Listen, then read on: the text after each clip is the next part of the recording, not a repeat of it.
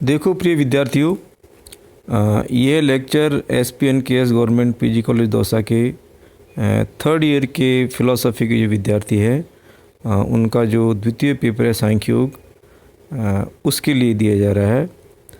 और इसमें मुख्यतः सांख्य योग की ईश्वर अवधारणा यानी ईश्वरवाद पर उनके विचार क्या हैं, इसका मुख्यतः विश्लेषण किया जा रहा है।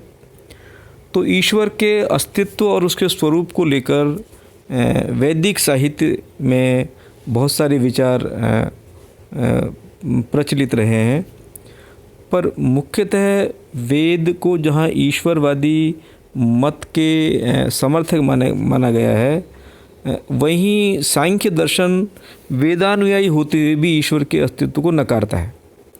अब ईश्वर को अस्तित्व को नकारने वाले जो नास्तिक दार्शनिक संप्रदाय हैं वो तो तीनों ही हैं, चारवाक, जैन और बौद्ध, तीनों ने ईश्वर के अस्तित्व को नकारा है।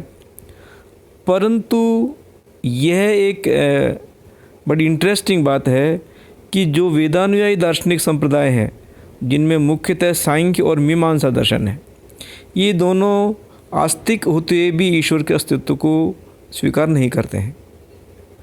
तो सांख्याचार्य महर्षि कपिल जो थे, उन्होंने लगभग 7th-8th सेंचुरी BC में ही ईश्वर के अस्तित्व को नकारा।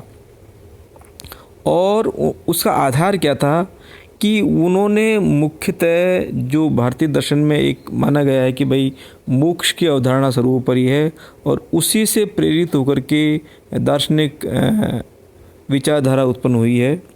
उसमें उन्होंने कर्मकांड से विपरीत ज्ञान कांड को महत्व दिया कि ज्ञान के द्वारा ही, यानी ज्ञान मोक्षवादी विचारधारा है कि ज्ञान के द्वारा ही हम इस संसार की वास्तविकता को समझ सकते हैं, कर्म के द्वारा नहीं। इसलिए उन्होंने इस स्वाभाविक जगत की विकासवादी सिद्धांत की व्याख्या करते हुए किसी अति प्राकृतिक कर्ता के सत्ता को नकार दिया।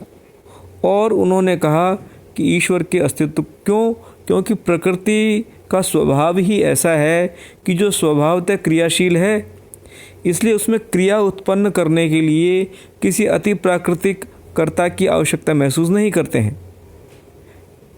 थैंक यू बच्चों।